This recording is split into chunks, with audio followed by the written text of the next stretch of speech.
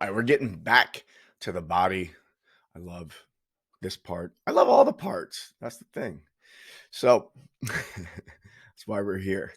We're going to be talking about self-regulation this week.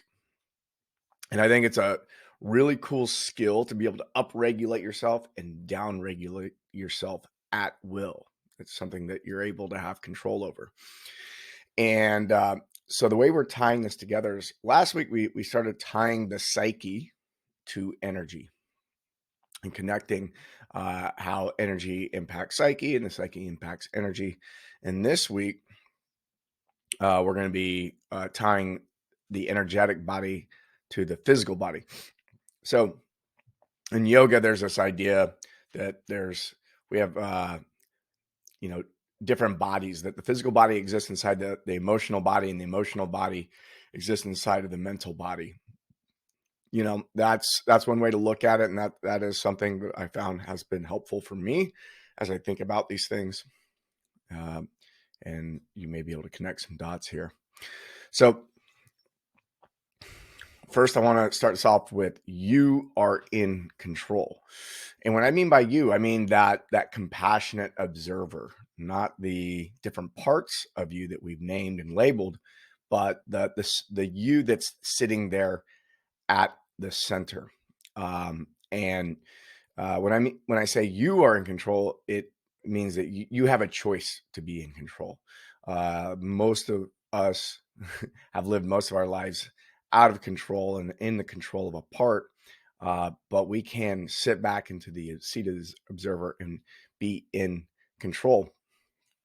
And so I learned this lesson deeply when I was down in Colombia and I was sitting with yahe. Yahe is a really powerful medicine similar to ayahuasca, same vine, different leaf. My experience of it was much more intense than ayahuasca, and I've heard other people say the same. And the healers that we sit with down there are really great in that they really teach you how to work with the medicine yourself and allow you to find your own edge with it, which doesn't happen in a lot of ceremony spaces. But this one particular day, I was going through what felt like hell. And I felt like I was out of control. I couldn't control my body. I was falling over. It was excruciating in a lot of ways. And one of the women came over to me and says, "Michael, you are in control." And I was just looking for relief, and I didn't know exactly what she meant. And then she started pointing at her third eye. She says, "You are in control." She was referring to the compassionate observer, that center of myself, that if I chose to be in control, then I could do it.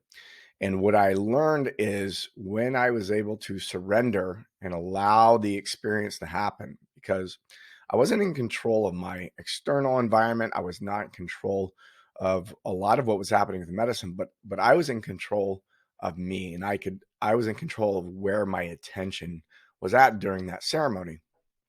And from that moment forward, I started learning how to channel the energy to a place that's helpful, to a place that is that I am in control of.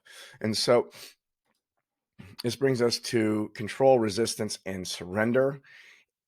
These ideas seem to be at odds with each other at times.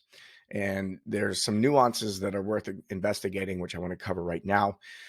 And that is that control. You have control over what's happening for yourself. You're not in control of the experience. You're not in control of your emotions. You're not really in control of the thoughts, but you are in control of where you're sitting in the seat of consciousness. And if you're sitting in that compassionate observer, then you can have the experience of what's going on, but still be in control of how you respond to the situation. Now, when you're resisting, when we talk about resistance, we're talking about resisting reality. And that is resisting the reality of what's true about what's happening in the external environment. We're resisting how other people are treating us or their behavior. Um, we're resisting our own emotions. We're resisting certain thoughts. And when we're in this resistance of reality, because all those things are real, but it doesn't necessarily mean that they need to be in control. And so when we're in resistance, those things are actually in control of our experience and dictates our attention. And we get to surrender. And the way I look at surrender is I am surrendering to what's happening emotionally. I surrender to the thoughts that are occurring.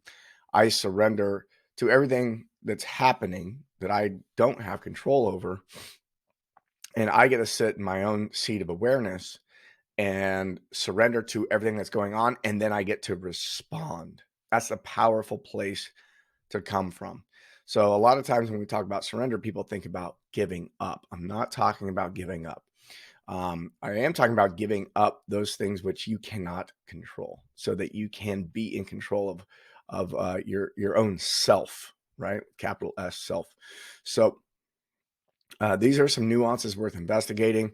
I welcome conversations about these the semantics of these words and the meanings and what comes up for you.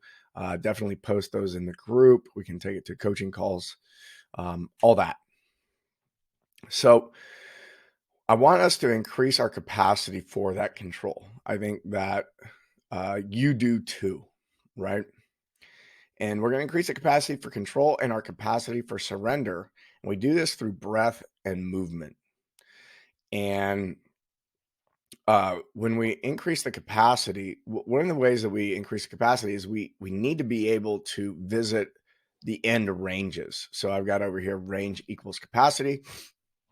And so basically meaning that if you never go into that range, your capacity is going to be diminished. So, for instance, capacity for upregulation. What is your capacity for upregulation? Well, it's probably highly diminished because your capacity for downregulation is low. So the capacity or the range in which you can find yourself in one is dictating the capacity for the other.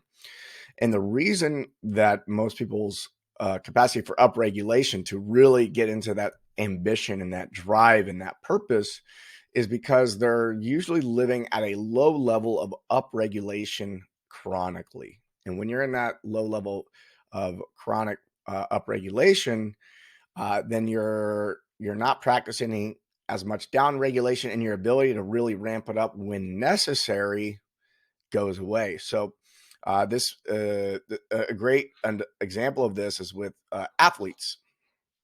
The best athletes in the world are not necessarily the ones that can contract their muscles the hardest, right? They're not the ones that can um, pick up the most weight. It's the athletes like a power lifter, but the athletes that you find on the field in sports where speed is a component, soccer players, something where athletics are involved, their athleticism is highly dictated by their ability to down regulate. So they're able to contract the muscle and how fast can you relax the muscle. So when they do research, they go, wow, the faster someone can relax a muscle, the more capacity they have for building strength, as an example. So your capacity for down regulation is going to heavily dictate, and this is analogous to a lot of areas of our lives.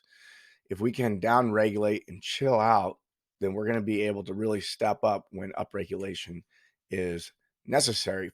So in that case, because most of us have most of our lives existed in a place where there's chronic upregulation, low level upregulation, our biggest opportunity for expansion is some down regulating practices, but also expanding the energetic channels. And I'm going to explain that here in a second. So uh, the way in which we're going to practice down regulating this week, and you can take this with you forever, is trauma release exercise or tension and trauma release exercises. Now, these exercises were created by Dr. Berselli, and interesting story. He noticed that he was in a war zone. They were underground, bombs were going off, and people were tremoring and shaking, but not everybody. The kids were, the children were tremoring and shaking. And they were basically that's considered a normal experience of a child. If they are experiencing a lot of fear, they might shake. Well, adults have this capacity to shake as well, but after a while we learned, well, it's not cool to shake. I don't want people to see me shake. You judge. The ego comes in and judges the shaking, and we shut it down. And when we do that, those stressors, that tension, and that trauma at times, what it does is it gets trapped in the body because we never release it. And if you can go online and search for animals tremoring, there's a video of a polar bear being tranquilized, and as it comes back to life, it actually tremors and shakes off the trauma of what happened. If a deer is being hunted and it successfully gets away, once it finds itself in a safe place, it tremors and shakes off the stress. And as adults, as human adults, that just really isn't happening, and so that stress and that trauma is getting stored in the body. So he noticed, oh, the adults aren't tremoring, but the kids are. And he goes, wow, the not tremoring is actually a learned behavior. And so he made it his business to teach adults how to tremor again, how to tremble, and release that stress and that tension. And it's very, very powerful. It seems so simple. We're going to get into it this week. You can go, oh, this is kind of silly. And some of you are going to have an experience right away where you're like, wow, that was incredible. Some of you may not. It might take a lot of repetition to get there. We're going to be doing it before we sleep because it's very down regulating. You're probably going to get some of the best sleep you've ever had by practicing this. And so, going back to my story earlier in this presentation where I was talking about sitting with Yahe, well, I sat with Yahe, ayahuasca, and some other medicines. And one of the benefits of that is it's very down regulating at the end of the experience. And that's because it clears out a lot of the trauma. But one of the things that intention, and one of the things that I'm not sure I want to always use the word trauma because uh, a lot of times it can be associated with like a capital T trauma, like something big and bad happened. But as we found, as we look at our childhood, we look at what's going on in our lives, we're accumulating little micro traumas along the way that don't get released either. So this is really great for that. But here's the thing, is a lot of people in the spiritual community, the conscious community, the community of people who are working in the healing space, one of the things I notice is all the attention is being put on the release of the trauma and the letting go of it. But one of the things that happens when you're storing tension and trauma in the body is you end up with compensatory patterns. That means that you're because there's a trauma and something's not working the way it is, your body starts working around it, right? And your energetic body and your physical body work around it. And which means that some things are being stressed more heavily and other things are atrophying. That means that they're getting weaker. And so when you have years and years and years of these compensating patterns and you're experiencing atrophy, even when you clear that trauma, what ends up happening is that channel of energy or that movement has not been worked in a healthy way in a long time. And we basically need to rehab it, right? So even though we are releasing tension, releasing trauma, if we don't uh, intentionally use movement and energetic practices to support healthy patterns, then we can slip back into the old patterns. So I've seen this happen a lot where people go and have an experience where they release a lot and then they don't have any practices, physical practices to create new positive structures and patterns. And what ends up happening is they end up needing to go back to another ceremony or another session to keep getting help. So we're going to be implementing some practices, and we've already begun implementing some practices. So each one of the movements that we did in the first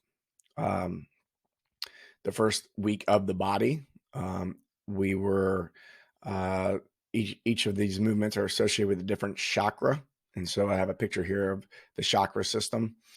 And so we're going to be doing a little more of that this week as well. We're going to be implementing those movements, and those movements help build capacity for those energetic channels. So we're clearing out the nervous system of a lot of trauma, which is going to relax the fascia in your body, and is going to allow certain things to relax. And there might be some muscles, there might be some movement patterns that are going to change, and we want to strengthen those and not push it too hard. So I want you to go easy on yourself as you're doing this, because in the evenings, we're going to be doing these trauma release exercises, which there's going to be a video for. And then we're going to be in the mornings doing exercises to increase and build the energetic patterns and build our capacity there. So we're going to be down regulating the nervous system and building energy centers. That's really all you got to think about it. And this is all about, taking that energetic and blending it in with the physical body, because at the end of the day, it's all one. So I'll see you next week.